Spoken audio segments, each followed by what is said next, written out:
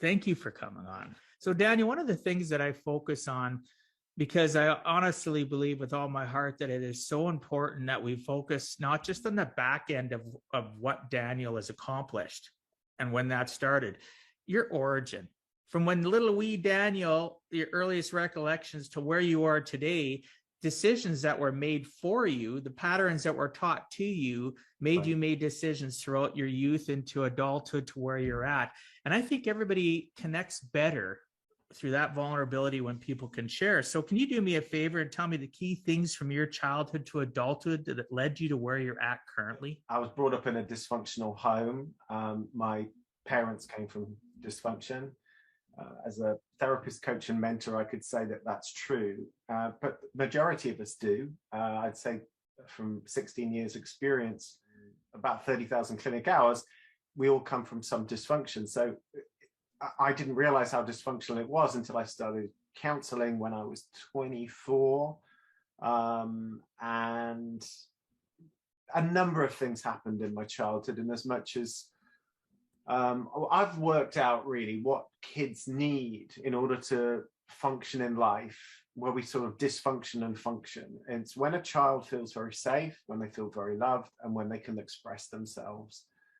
How many of us really felt truly loved all the way through our childhood and truly safe all the way through our childhood, and then we were able to express ourselves? So that comes from parenting, and sometimes I see it excellently done, and sometimes, most often not. And our parents are doing the best with the resources that they have, because they came from dysfunction too. They came from backgrounds where they had limitation. Their parents weren't highly evolved beings who had no fear or didn't have any major issues. So that was something that was really tough for me to get through. And I spent my life being afraid of my father. Couldn't look at him in the eye until he was terminally ill. When I respected him, but he made me quite fearful of the world. There's two things that we download in childhood, which can either hinder us or make us. And those are, we either have great beliefs about ourselves and the world. When I say great beliefs about yourself, I'm not saying that those are, there's a difference between arrogance and confidence. So we end up having limitations about ourselves and limitations, which we generalize, and then we have limitations about the world per se. So stuff that happened were like my elder brother really conflicted with my father. They were both control types in nature, and there was a big conflict. My dad didn't know how to deal with his son. We would know differently now. My older brother probably had ADHD. My father tried to beat it out of him, and of course that just only made it worse. And I witnessed that. I wasn't necessarily on the receiving end of it, but I witnessed that. At the age of 16, I was an incredible athlete. I was very lucky. I was very athletic.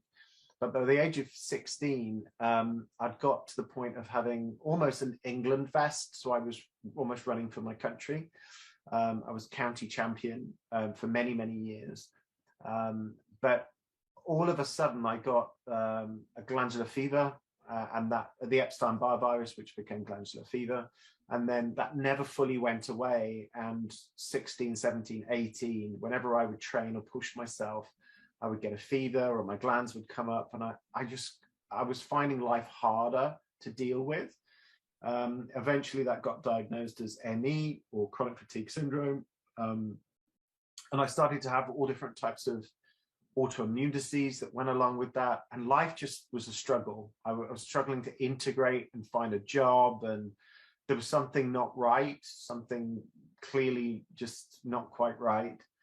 And I journeyed further into alternative, after I tried to do conventional medicine and that having no answers, I went completely alternative and saw about 50 practitioners over the course of 14 years until the age of 30.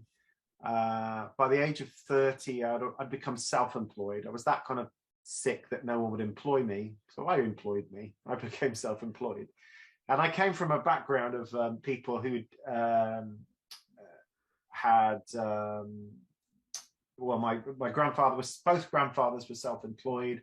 My father was self-employed. So it was in the consciousness. Dwight and I talked about before we started the session about consciousness. And so that was something that was a benefit, that I wasn't afraid of becoming self-employed, and became self-employed. And I've been self-employed ever since. I have held down full-time jobs, but only for a short time. Just wasn't in my consciousness. So that was impactive. But at the age of 30, I got a virus or bacteria or something, and my body massively overreacted. And 30 years old, I was hospitalized, paralyzed down the left-hand side of my body, with lots of autoimmune disease. Basically, my unconscious mind had overreacted to whatever bacterial or virus I had. And it kind of does almost like a spread bet of trying to get you better. So it'll focus in on the bacteria or the virus, but it attacks that, but then it's so discombobulated in its thinking that it'll attack part of the you as well. So I developed arthritis overnight. Never had arthritis, and suddenly my left knee was twice the size. I couldn't really speak because it was in my jaw. My hands were like claws. My feet were all seized up as well. And I got a little better by being in hospital for a month, but I knew something really was not quite right.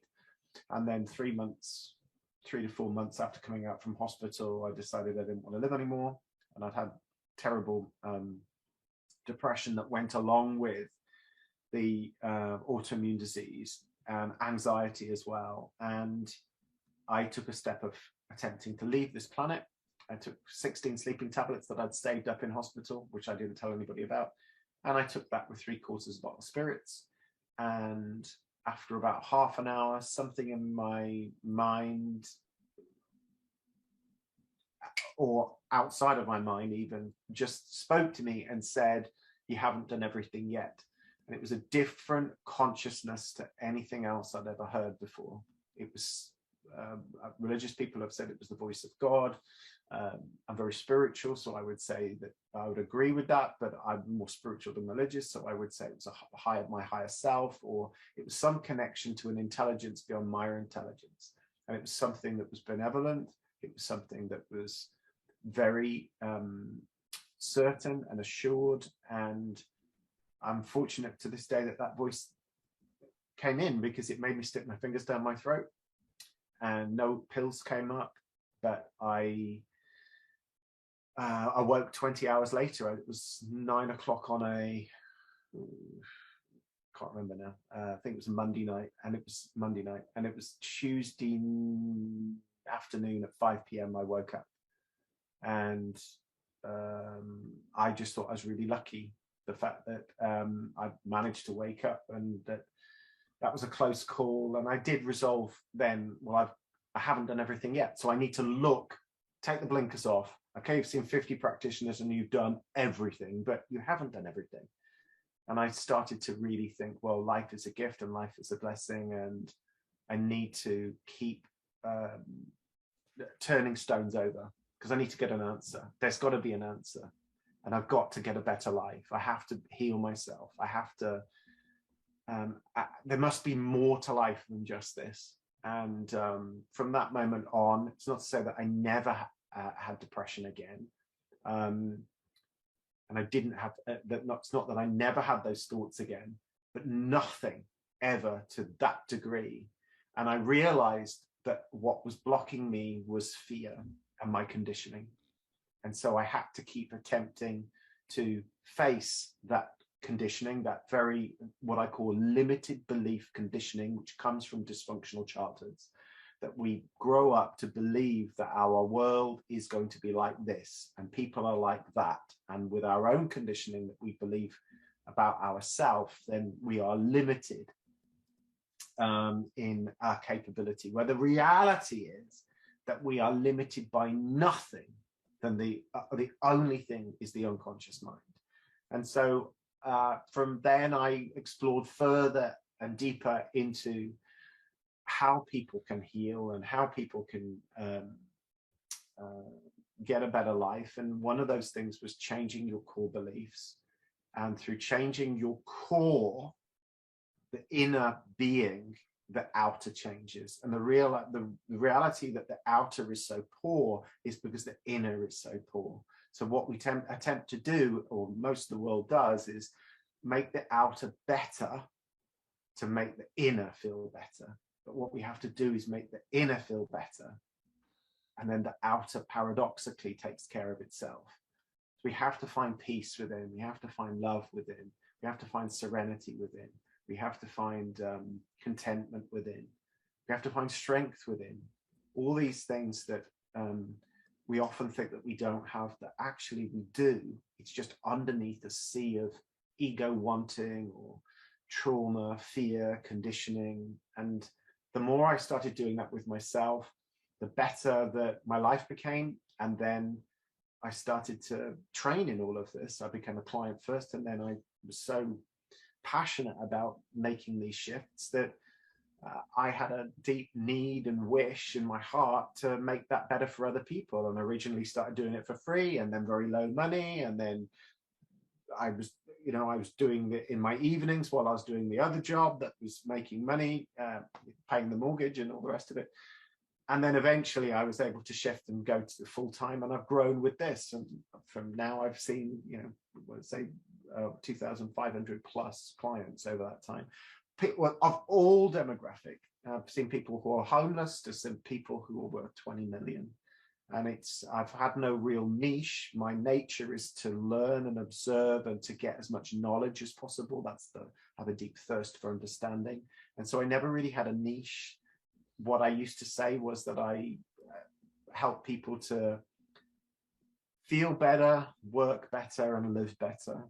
And that would attract all different types of people. And really now the people who come and see me are people who followed either me on YouTube, I've just joined TikTok, they've maybe followed me on Facebook, maybe some on LinkedIn, and others through word of mouth, just through, right, okay, this guy's changed my life. Like how I've got to do this interview with you is because I worked with a guy in Canada for 20 sessions, and he had Crohn's disease, and he recovered from Crohn's disease through working with me. We did other things as well, and from that we connected, and now I'm here connecting and talking to Dwight.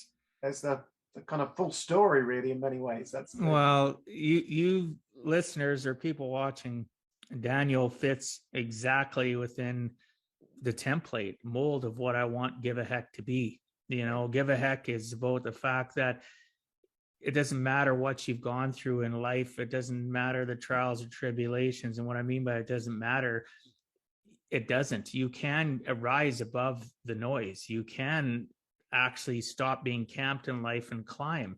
And you mentioned, Daniel, that this starts from the patterns of our parents, which your parents had that same pattern, and most parents do. I look at, and really, what else can we expect from our parents? Look at the people that had parents that were in the 1800s. Well, right. Every generation that parents learns a little bit more, and they change a little bit more, just like our society changes how we live life. It continues to evolve. Yeah. So it's our responsibility to break out of that and teach the next generations. Now, not everybody's capable of doing that, as you mentioned. One of the things I'd like to touch on, though, that I wrote so many notes down here, there's things that I don't even know if I'll get to the other questions because you stirred so much up in me. I've heard this before. I'd love to have your take on the difference between arrogance and confidence. This is an inflated view of worth. This is a deflated view of worth. But actually, confidence is somewhere right in the middle, which is like, well, I don't need to, have a trumpet saying, look what I can do. It's just, this is who I am, this is what I do. And that's a confidence. So and I would say humility would be in the middle of that you're humble.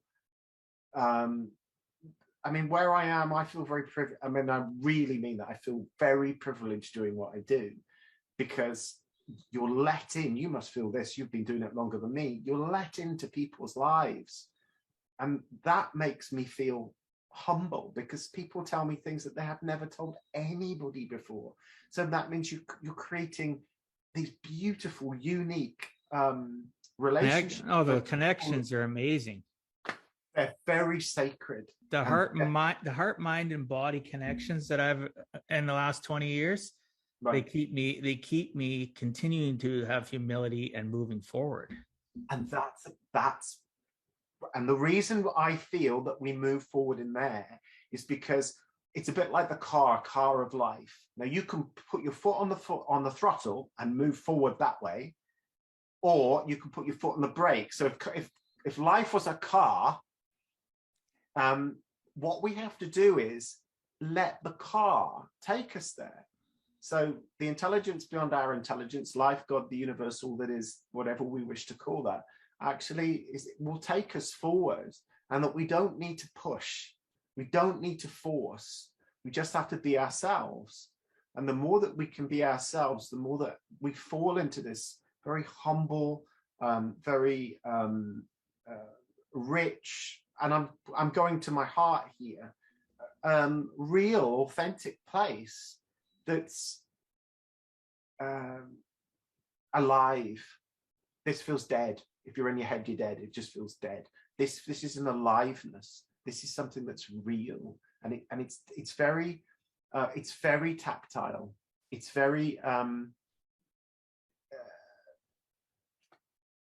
I want to think rewarding. It's rewarding, meaning connection, and the connection with people when they become vulnerable. And we talked about this before I recorded. The amount of sessions that I spend with clients without getting paid is because payment isn't always about money. Payment's about that emotional connection. I'm an introvert, but I love people, if that makes sense, right? I love, in small doses, I love being with people and sitting with my clients and having them share things and them tell me, you know, I've never told anybody this before, or I've never had anybody ask me that question. And the emotions run high.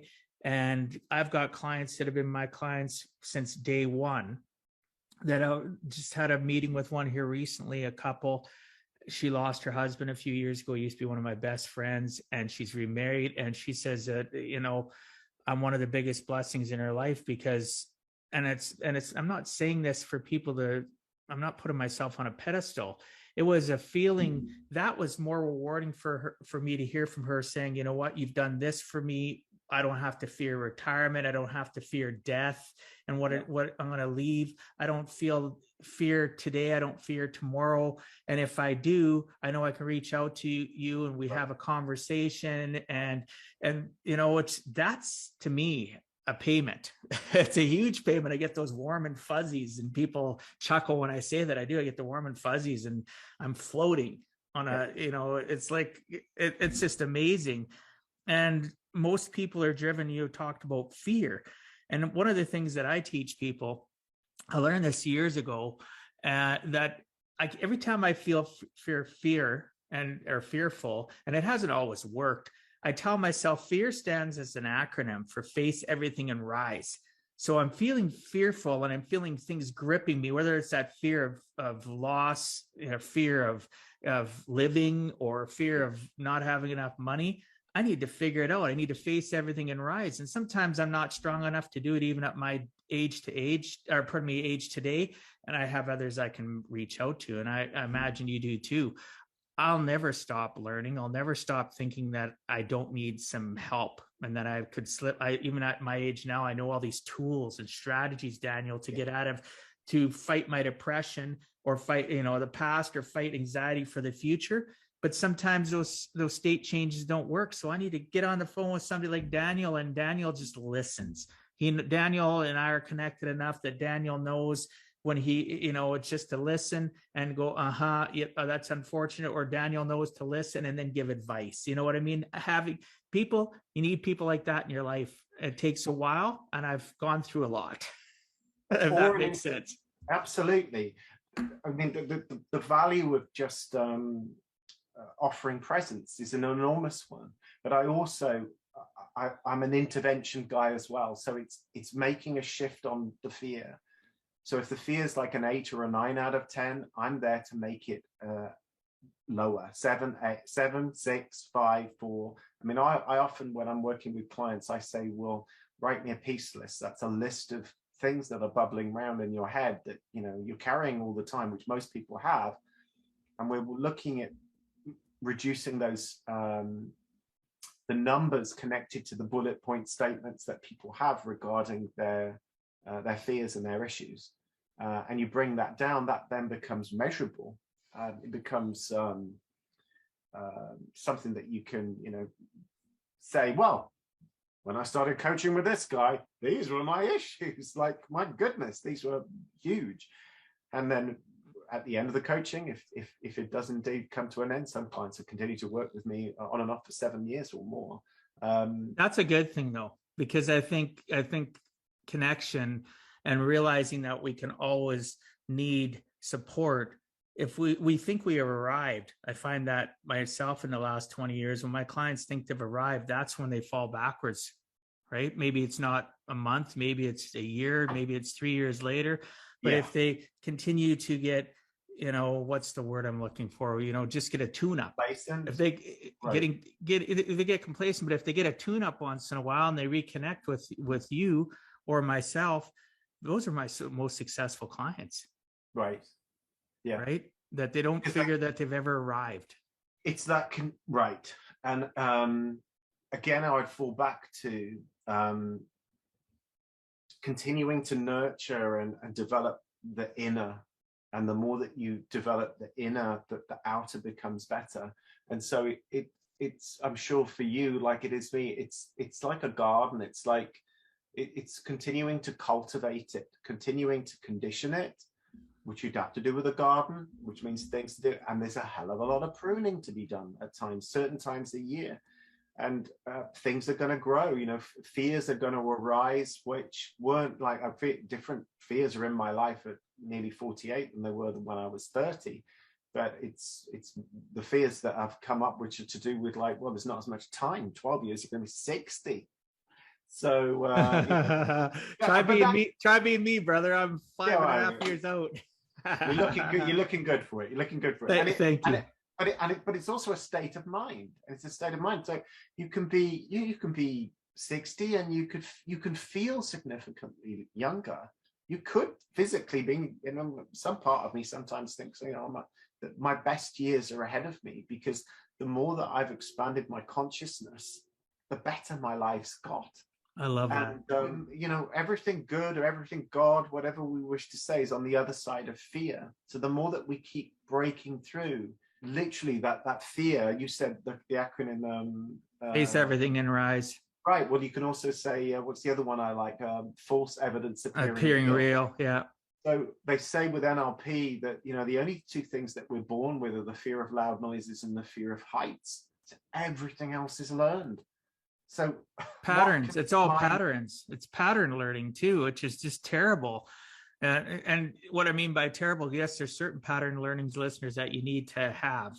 This is the way that you do this in life. But life itself, it can't be pattern learned, because the patterns we're being taught or were taught by a generation we talked about a few minutes ago that didn't have it right yet. and they're still changing that same pattern in the education system, especially 50, 60, 80 years later. And I don't blame the educators. I blame the governments or the people that control the education system for not pulling their head out of their butt and realizing that things need to evolve, because we got a world that is conditioned to think that this is all that there is. There's so much more. There's so much more. I love how you put, though, you know, you're going to continue, your consciousness is going to continue to expand as you get older. Things are better. That's how me too. I feel so much better in my 50s than I did in my 30s and 40s. Not to say there weren't some good things that went on, right? 5 kids, but there's also a lot of things that go on with 5 kids as well. But, you know, the expansion of my consciousness and the ability for me to internalize it. You talk about, you specialize on the inner you before your external you can feel good. I work on that till the day I die. Like, I'm in the middle of I listen to books more than I do read now. Napoleon Hill's Outwitting the Devil. Oh my gosh. I don't know if you've had a chance to. I haven't. No. I wish I would have done it years ago. I'm Really? about 2/3 of the way through it. It's the most impactful book that I've ever listened to, where somebody plays both sides of the field, because it's narrated with two different people. So the devil's narrated, then you have Napoleon Hill's side narrated by somebody, because the book was written in 1938. It was only released in 2016. Right? It's just was this one of his undiscovered books? Yes, his family, he didn't release it, and if he would have at the time, he probably would have been lynched. Right. But it literally talks about spirituality, talks about God. You kind of, and then Sharon Lecter, if you know who Sharon Lecter is, Sharon Lecter, I'm trying to think of the books that she's a famous author. You'd have to look her up, but she narrates in between of the devil and him communicating, Napoleon Hill. And it just, oh my gosh. I'm stabbing the dark. I've got I think it's the Power of Positive Thinking with Napoleon Hill, which I agree to a certain degree, but it's kind of a smear over top of a load of unconscious stuff. But I appreciate the work that he did in this lifetime. It's the best book I've ever consumed. Really? The best. The rest have a lot of surface stuff and a lot of pardon me, go on. The devil, I often, if I'm ever working with people, I often talk about it's more the devil within, not the devil outside. The devil's going to get, it's the devil within. And it's like, that's exactly what he talks about. He ties it to education. He ties it to governments. He ties it to our internal 6 inches. That's what I was listening to it and going, this can't be Napoleon Hill, because it's very, but I can see why he didn't publish it. Fascinating. Right? Well, but anyway, check it out. But anyway, he talks about a lot of good things. There's so much, again, as a side note, listeners, best way to learn things is from a book. But most people don't crack the spine and open it or listen to it or whatever to get that knowledge. And always realize what you read. And as Daniel mentioned, not everything on Napoleon Hill's is phenomenal. It's just like surface level. We're on the top of the lake. He doesn't dive deep. That book, he dives deep, in my opinion. But we'll move on from there. Can I share something with you very, very briefly? Sure, absolutely, of course. So, devil, head, sort of like if you think. Reverse the word devil. What does it say? Lived. Right.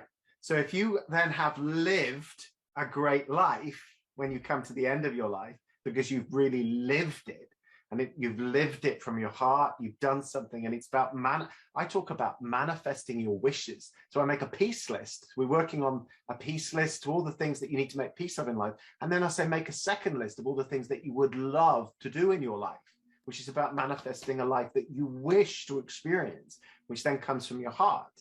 Now, if you think, how does the devil struggle when you're working towards the manifestation of a life that you would wish to experience? And then when you get to the end of your life, you go, well, I really lived it. So think about he can't survive, though. And Napoleon Hill talks about that in his books. He talks about drifters. He talks about, I can't even think of the phrase he uses, like a hypnotic compliance. And it's just, trust me, listeners, and even Daniel, I can't stop listening to it. I get into my vehicle and I start going somewhere, I'm listening to it. I get into the shower, I have my speaker, I'm listening to it. It's just outwitting the devil. It's one of the most profound books that I've read of truth. Mm-hmm. That was written in 1938. It's just like, whoa, like, oh my gosh. But you know what it tells me, though, is like anybody, we're fearful. Napoleon Hill was probably fearful of, even though he may not have seemed it, fearful of his peers, fearful of society and those around him by speaking the truth. Right. And am I saying 100% of it's truth? No. Some of it I question or rewind and listen to it again and go, I can see some truth in that, but I don't necessarily agree with that. But that's life, though.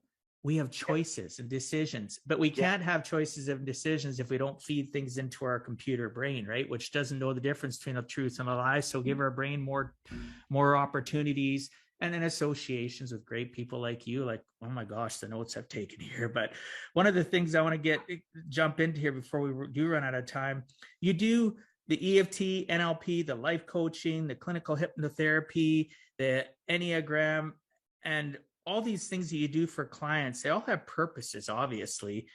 However, I imagine each person's circumstances are unique. How do you decide which is going to be utilized, or do you utilize combinations of all of it? And feel free to explain what they are as well. Like, I know what they are, but you can, whatever you decide to talk about, explain what it is, please. Well, I just work intuitively, and I never treat a label, whatever that someone has got. I treat a human being. I think I learned that from a quote that said it was a doctor, and a famous doctor or something. I never treat a disease, I treat the person.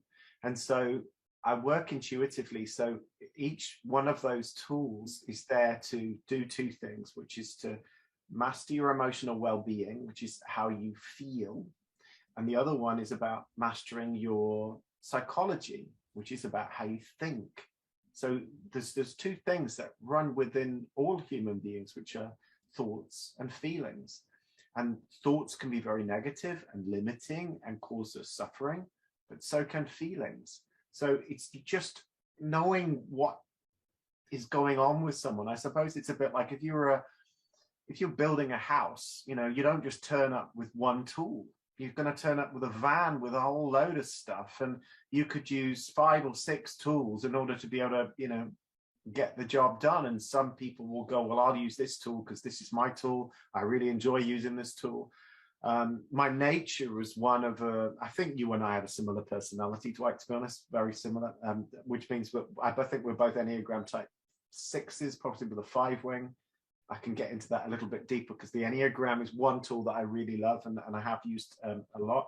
I'd love that, sure.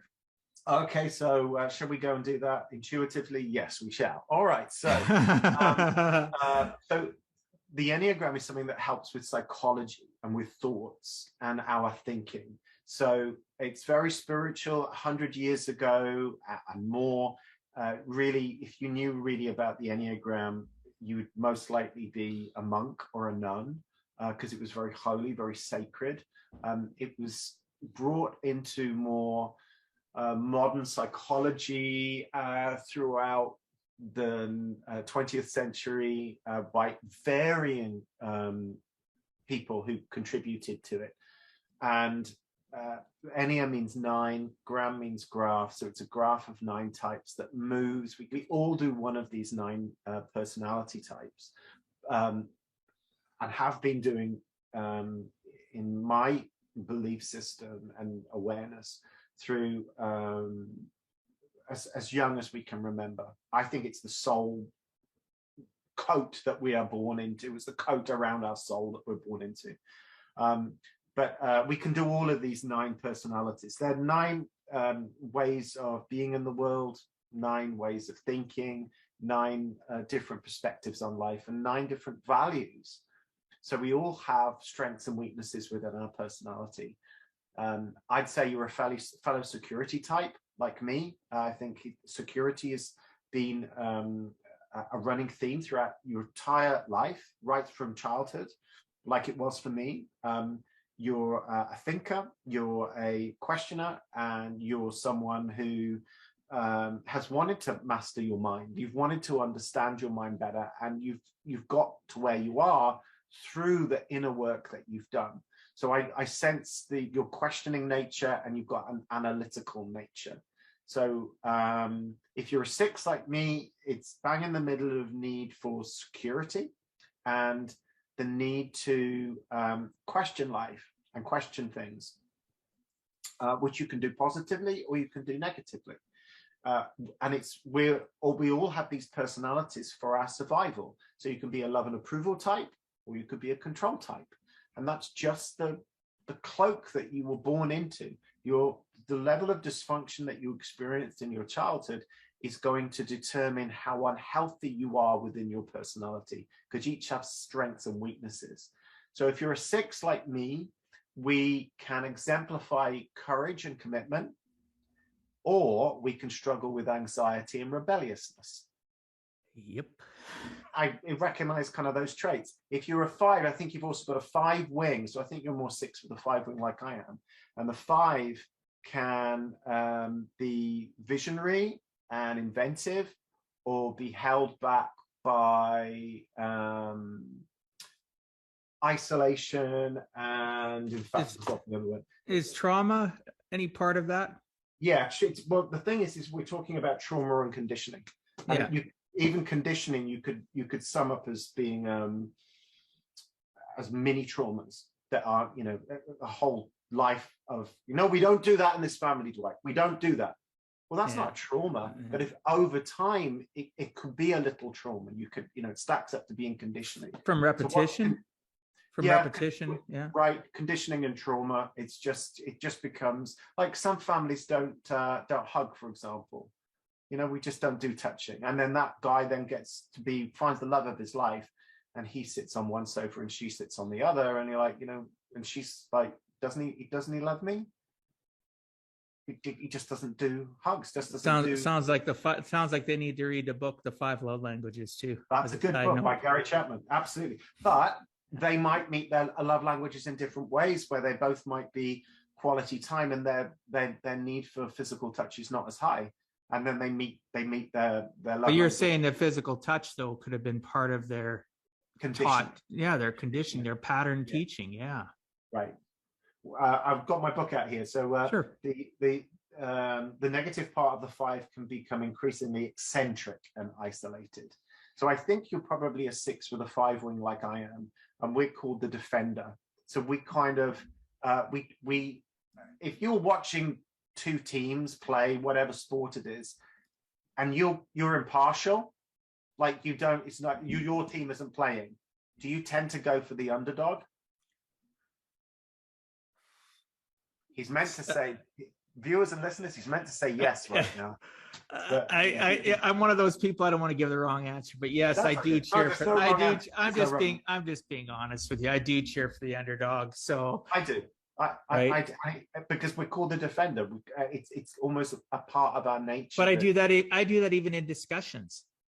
Yeah, there could be a group. It could be a group of people, and they could have 2 different sides of an argument. And I'm rooting for the defender, or pardon me, I'm rooting for the person that's the underdog, even if they're wrong. Sometimes I'm not necessarily vocalizing it, but I'm thinking inside, I want them to win, because I find people that are dominant in a sport or dominant in that conversation, I find them to be, it's a bullying thing for me. It's like they're trying to exert their dominance, and I want the underdog to win. So I don't know if that answers it. We absolutely, we tend to be drawn to that stance because we wouldn't like to be put in that stance ourselves.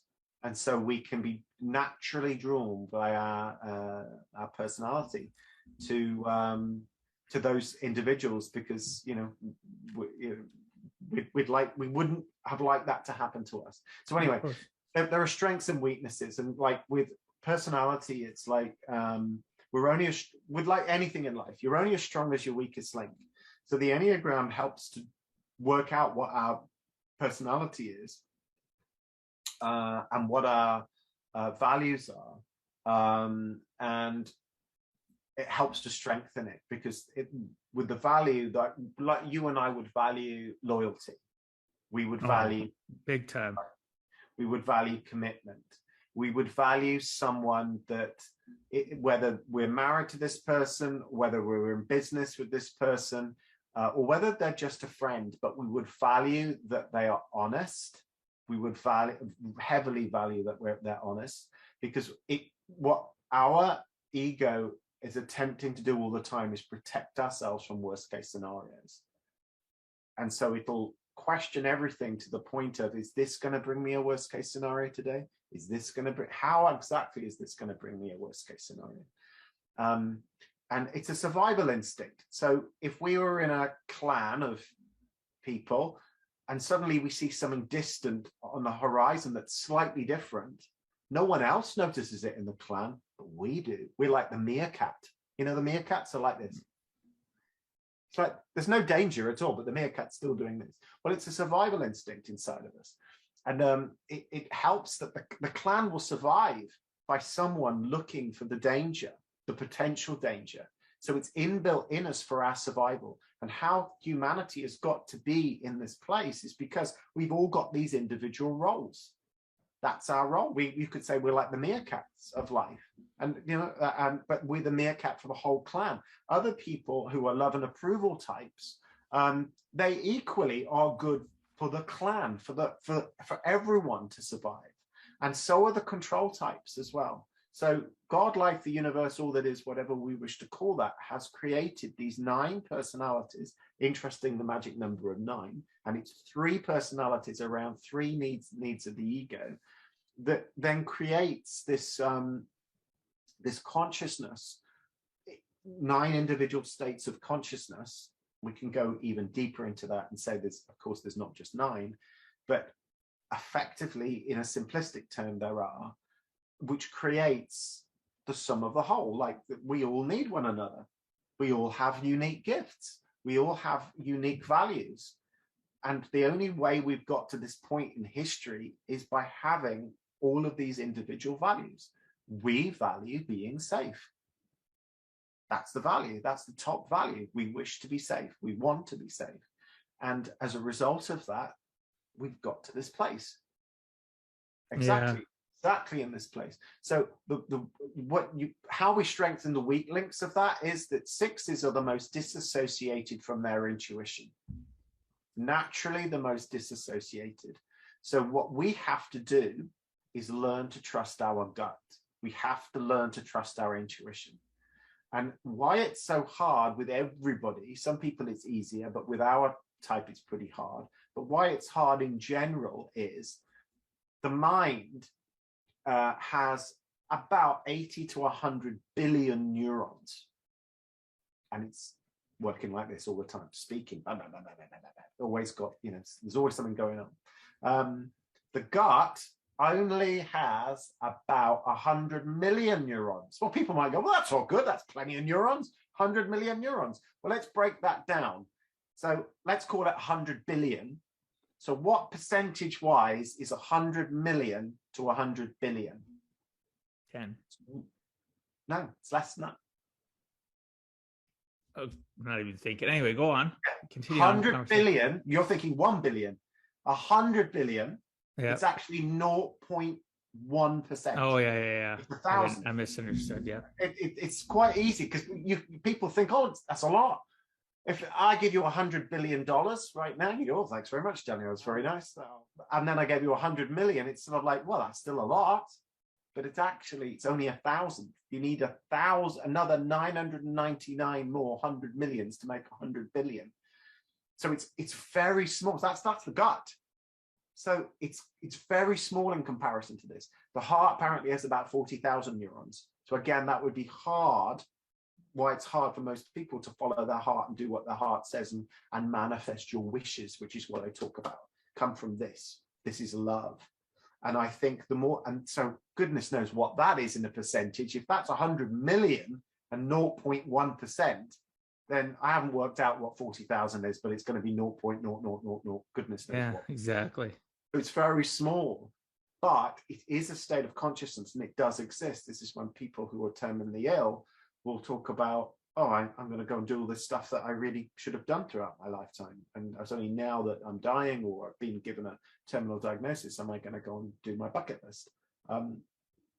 Their regrets come front to their lives at that point. Absolutely. And all the limitation on what am I, and do you know what it does? It breaks through so much of that conditioning, which is like, and all the patterns, because, well, actually, I can't carry on with my patterns anymore because they're not going to get me to this place of survival. That's what patterns are there for.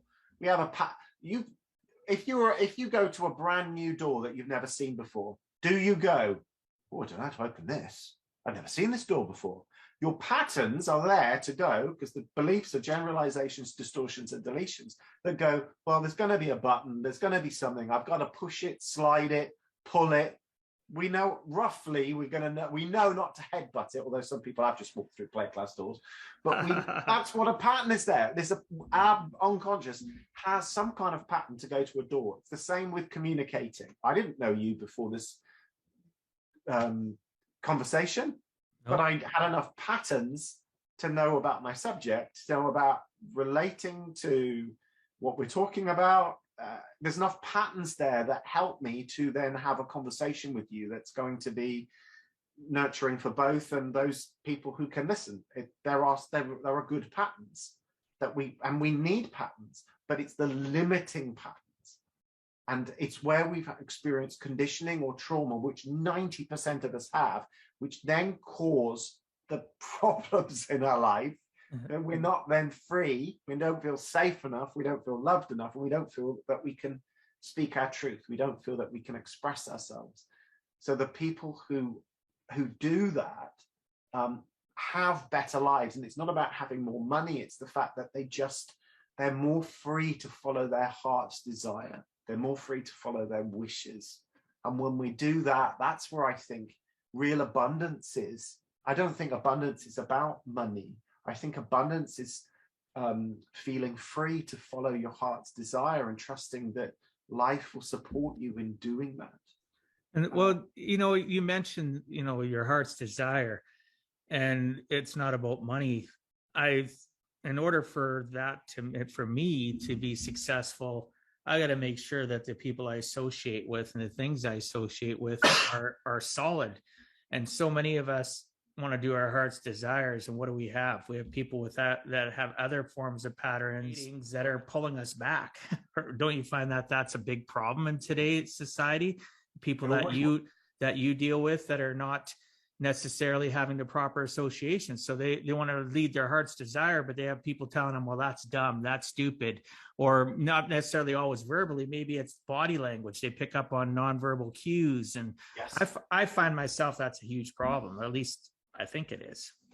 Yes, but it would go deeper into your heart's desire about it. So are you enjoying spending time around these people that are reinforcing old conditions and old patterns? It's then a wish to be around people that inspire you, support you, love you, encourage you to follow your heart's desires. People who are preventing you from doing that by their words are not being nasty people. They just stuck in their own patterns and limitations, and they love you enough to tell you these negative things because they don't want you to fall at the first hurdle, and they don't want you to experience pain, because everybody has this inside of them where they have a wish, a dream, something, and they probably take action, move forward, and then they fall at the first, second, third hurdle or something, and then, oh, well, I couldn't do it, and I gave up. Of course, they're not doing it intentional, and I completely agree.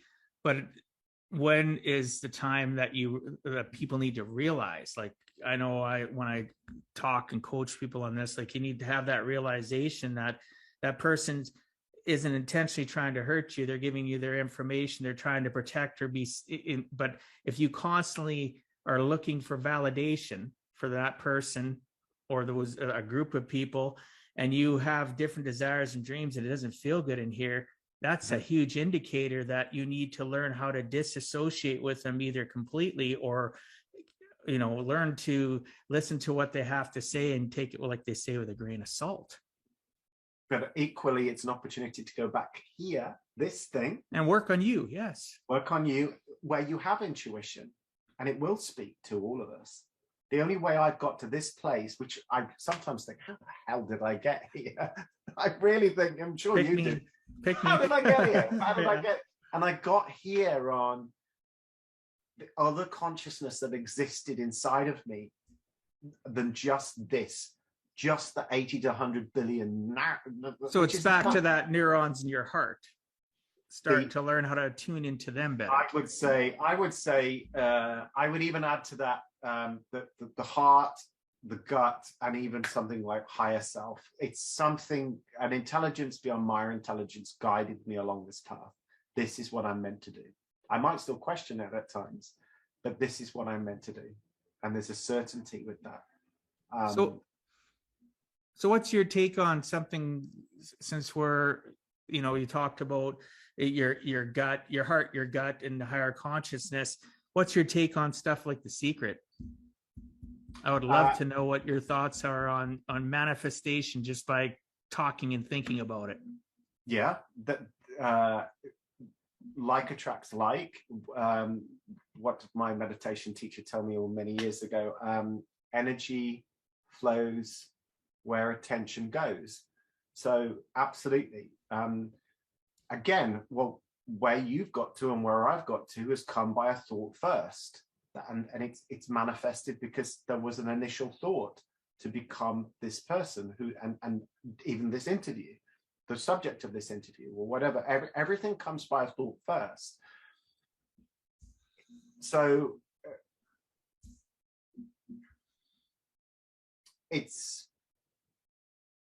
I will say it's actually written in the Bible. I'm not Christian, but I've actually found the quote. It's the only quote that I know in the Bible, which is Mark chapter 11, verse 24. And it's about prayer.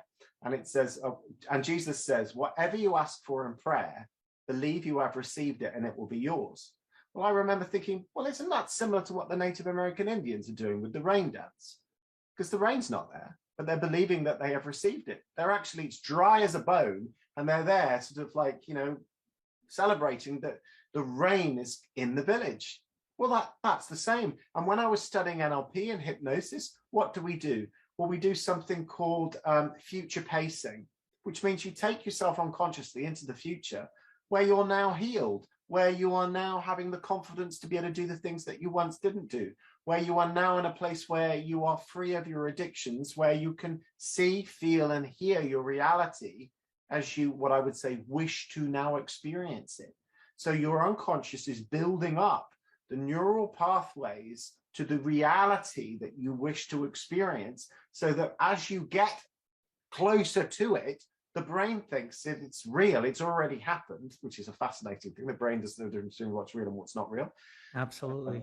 Very, very quick one. Everybody close their eyes. Yes, you have a lemon in your fridge. Go to that fridge. Open the fridge door. Get out that lovely knife. Everyone's got a lovely knife that's very sharp. Put it on the board. Cut it. Dice it into quarters. Dice it into a segment now where you can imagine that you're going to eat it. Oh, that's right. It's going to go right in your mouth. Imagine taking a segment and getting that lemon and having a really good bite on it. That's it. Now put that one down and have another one. Imagine doing that. Right, everybody, open your eyes. Do you have more saliva in your mouth? Majority of you will do. It wasn't real. The brain doesn't know the difference between what's real and what's not real. So the more that we do these things over and over in our mind, that the mind then believes that it's actually happened. So someone said to me, is it fake it before you make it? I don't think so. I don't like that term because I don't either. Is it fake? Now the saliva's there, it's still in my mouth. I haven't eaten a lemon, or unconscious. I do this every time myself. And I tell people, and I imagine eating the lemon, and my unconscious goes, "Oh right, a lemon's coming in the mouth right now." It doesn't question whether it's real. Well, because like you mentioned, and I tell people, I use different words, but I tell people this all the time, that your brain doesn't know the difference between the truth and the lie. Mm-hmm. You make the choice what information goes into it. So, you talked about the fact of, I brought up The Secret. So right. I believe that you can talk about that stuff, but the thing that the people don't understand and focus enough along that process, there has to be action. So you can think to yourself, this is where I want to go. Here's my goal. So when I goal set with somebody and they tell me this is where I want to go, and we visualize what would that be like for you? And I talk to them about that, and they tell me, well, this is how it would feel. That gets them excitement. It gives them energy, and whatever you want to call it, endorphin hits, so that they are willing to now take place what I set down. This is the actions you need to start taking to get there. Right. So it's fine to imagine this is your end result. You wanted the lemon, but you're never going to truly have that feeling in your mouth until you go to the store, buy the lemon, and go and cut it up into quarters. Absolutely. So that's one of the things I find is a big weakness with people that coach about The Secret or things similar to that nature. They don't talk about, and I have people say, oh, I can just manifest this. I have somebody just recently, I'm going to manifest winning this trip. And I go, well, okay, what are you going to do? What process are you doing to get that trip? Oh, I'm just going to win it. Well, then it's pure luck.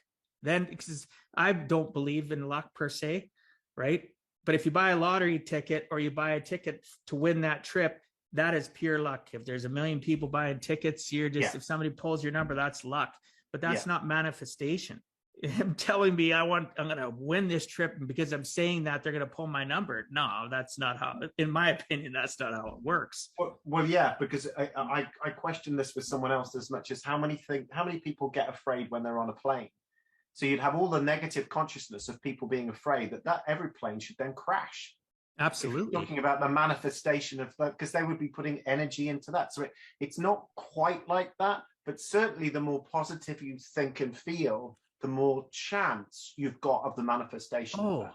Absolutely. So, it's a step that you need along the journey of success to get to what you want to achieve. Absolutely. It frustrates me how many coaches or people or just that'll tell me, though, well, you can manifest just by visualizing, talking, writing it down, whatever. Absolutely. And the reason that would work in coaching is because for me, it's lazy, and it's not based on enough truth for me. It's just to say that's one part of it. Thank you. Yes, that's what I want. That's why I wanted your take on it. I love this conversation. Oh, there we go. It's very basic, isn't it? It's like, brilliant. That's all you have to do. Well, why would you even need to see a coach for that then? Yeah. That's all you got to do. Why wouldn't we have more success around the world? Right. Right. Yeah. So it's one part of it. In fact, I like what I call the ultimate 4-step success formula, which is number 1, clearly decide what you want, or what I say, I like using wish rather than I want. So I say clearly decide what you wish. Number 2, then take action. And number 3, notice if you're nearer or further away. And then step 4 is, if you're further away, you change your approach. Now that's different than if you're just saying step 1, which is decide what you wish to experience, and just keep giving energy to that. Well, yeah, but you've still got to take action to move towards that. If it is a lottery, then you've got to buy lottery tickets. But I would be questioning why you're just focusing on trying to make money that way. If you really think that huge amount of money is going to make you happy, then great, good luck to you. But earning money in a way that has meaning or has a benefit to your life and others, just a way that a more spiritual take on it, really, on your whole purpose in life, rather than just having a bunch of money and then you spending and buying all these things that you want to buy, as opposed to designing what I call design a life you wish to experience. And so Dwight and I talked for about 10 or 15 minutes before you hit record, and that was about creating meaning in life. It's about doing something that creates meaning. And that I was telling you about the four table legs of happiness that create happiness. So the first one is pleasure. So people wanting to win a big lottery thing is like, great, because then I'll have all this money and I'll be able to buy all these things that will give me pleasure. Brilliant, great, congratulations, all the rest. Well, yeah, but that doesn't make people happy. We know that because we only have to look at people who've had addictions. What are they doing? They're doing the same thing over and over and over. Drugs, work, sex, blah-de-blah-de-wah, whatever it is, over and over and over, and I'm not happy anymore. But I'll do it again, because you're trying to create happiness from one table leg. You're trying to create a table from one leg. You need to have the other things in life. So the other table leg is satisfaction, to do things that are challenging. When you do that, whether that's working out physically or you're doing something psychologically or emotionally, you are then challenging yourself. And when you achieve whatever it is that your outcome is, it gives you a sense of well-being. It makes you feel good. It raises serotonin. It gives you it gives you self-worth, gives you confidence, and it creates happiness. It's another table leg of happiness. There are people in my town who go out just picking up litter, not for the council, not for anything else other than purely that feeling of satisfaction. I've done it when I've been in nature myself, and I look at, you'd call it trash, we say litter, and you'd see litter and it'd be around, and I don't go, oh, who's done this? I just pick it up, put it in my bag, and it's done. And then I can either recycle it or throw it away. Why? It makes me feel good. I feel a sense of satisfaction. It might be there tomorrow, but there's, by someone else throwing it away, but it's one less than it was that day. You're making it's your own little difference. Makes a difference, right? and it creates Absolutely. a feeling of satisfaction. It creates happiness. There's another thing, another table leg, which is about meaning, and this is something that goes beyond you. It's about you and life and being entwined. You are life, and you're entwined with it. And like how I got to this place, I sometimes just think, how did I not die? It's a miracle I'm here, and here I am doing this thing now. And it's really hard to integrate back into life when you've done something like that, because I can't join into meaningless conversations. There's so much of my life which is about meaning, creating meaning, doing, experiencing meaning. I have a passion for cars. I've bought a Ferrari replica. There's something that I still really enjoy doing, and experiencing life. But that's one part of happiness. That's not entire pleasure. One of the greatest things that I've got is actually meeting other car owners and talking about cars, and it's expanded my consciousness. But it's all about relationships. It's connecting about relationships. with the human condition and connecting with others. Beautiful thing. Not about the car. No, I've met people with two. I met a guy who's got two real Ferraris. He's got an old Rolls Royce. He's got a 1929 Bugatti, which is probably worth just under £1 million. And I got to spend 2 or 3 hours in talking about it. That wouldn't have happened. And it was the relationship. He was a 6 as well, like us. I could tell his personality type. So it was like no photos and no posts on social media. I went, that's a security type. And he was a talker as well. He's a good guy. But just those experiences, that it's an expansion of consciousness, just leads. It's like an unfolding of one thing to the next and one thing to the next. It's not this route, which I know it wasn't for you. It is for nobody. It's not, well, this is where I want to get to. Well, great, fantastic. But you're going to have to navigate through all of these pitfalls in order to get there, and those are physical pitfalls in the world. One might be like you talked about earlier, which was about money. People have they might not have much money, or they have poor conditioning about money, but those are the challenges as well. So you've got the inner challenge, which is your unconscious stuff and the conditioning that you've got, and you've got the outer challenge, which is in the outer world. And we have to learn to master both. We have to learn to be able to deal with both. Life is about challenge. It's not about getting rid. It's not about, okay, I want to win the lottery. Why? Because I'll have no more challenges. Really, go into YouTube and put up people who win the lottery and it causes them pain. People have died. People have, goodness knows, they've lost it all. They've killed themselves. Oh my goodness. If money was that wonderful, in as much as there's nothing bad about it, but it's the love for money. There's nothing wrong about manifesting it in, but it's not going to solve everything. You've had clients, like I've had clients, that are worth millions, and they have the same problems as other people who don't have much money. Just they've got extra noughts on their bank account. Same problems with relationships, same problems with sleep, same problems with beliefs about themselves, beliefs about the world, limitations. With nutrition, with exercise, all of it. It's just at a higher level. It's at a higher level because they have more money.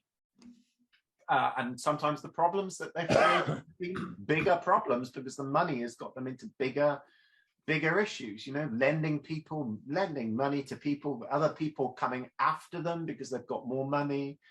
Just different challenges. And so it has to start with us. You have to keep coming back home, and this is home. You have to get the home in order as best you can, and then let go. And the more I've done that with my life, I feel like abundance is this just I mean, if I live to 90, I'm here for less than 33,000 days. So abundance, what is abundance? Abundance is the belief that the universe will provide. Religious terms, that's God will provide, the universe will provide. And that's the provide for the manifestation of what you wish to do here on planet Earth, in this vessel, in this soul, with this Enneagram jacket that we've got around each other, we've got around ourselves. What are we going to do? What are we going to do with this thing called life?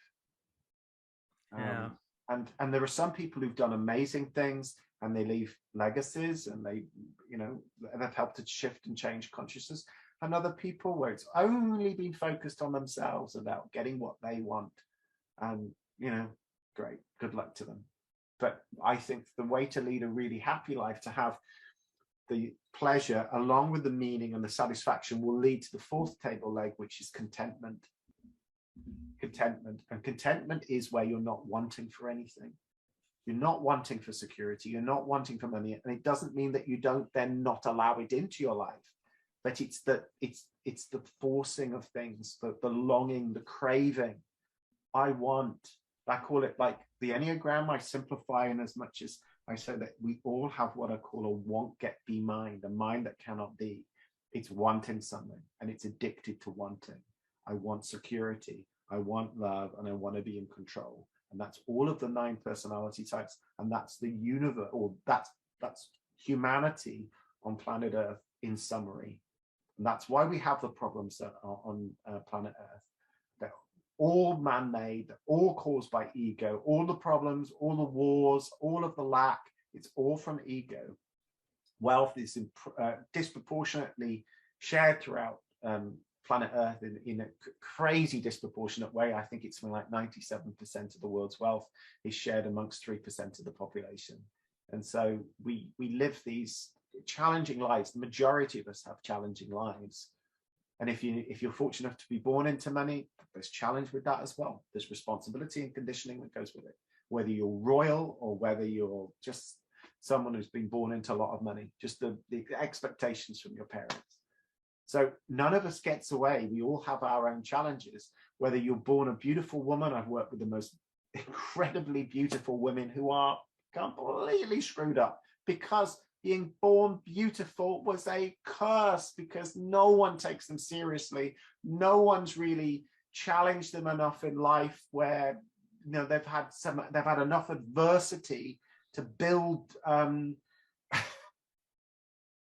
it sounds terrible, but to build a real personality, to build something that's meaningful. But some women do have that, and if you meet them and they're outwardly beautiful and they've got that as well, but the real beauty has to come from within, and it has to come from the internal, which is we're enough, that we're loved, we're all won a race to get here.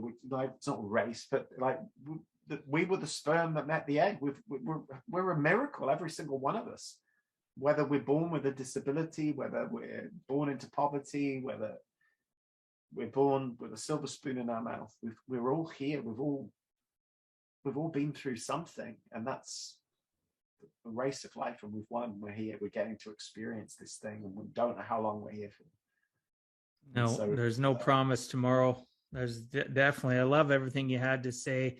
I'd mentioned earlier, I think before we started recording, I think you and I are going to have another episode. Oh, cool. We're going to have to wrap this up. But amazing listeners. I don't know if you're a type of person that listens or watches the podcast, get a notepad and start taking some notes and reach out to Daniel, because that's my next question. I want to, time's almost up. I want to respect our listeners and your time.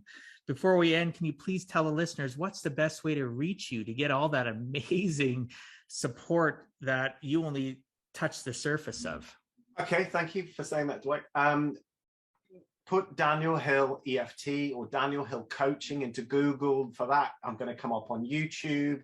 My website will come up, which is Daniel Hill, www.danielhill.biz. I've just joined TikTok. I'm on Instagram, and what else? I think you'll probably find some Twitter stuff on there, which I don't usually do now anymore. But I've got loads of content because I've been doing this for 10 years or so. I think my YouTube channel is 10 years old now. So there's just lots and lots of content.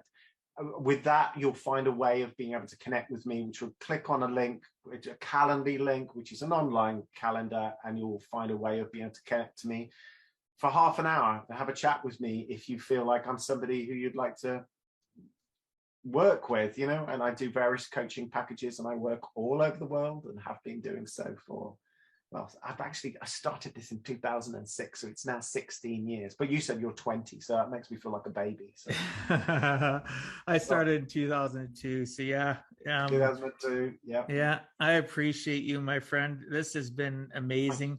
Listeners, this is another reason I've said it before why I love podcasting so much. I actually get more out of it, I think, than the listeners do, because I'm the captain. I captain what information I want to find out about, and then I get great conversations where I don't have to do a lot of work. The knowledge and the caring and compassion from you coming across the information that you've shared is amazing and touching. And I talked to you earlier about getting that fuzzy warm feeling before we start recording. I got that. So thank you so much. We will stay in touch. So thanks so much for being on Give a Heck, Daniel. I appreciate your time and sharing some of your experiences so that others too can learn it is never too late to give a heck.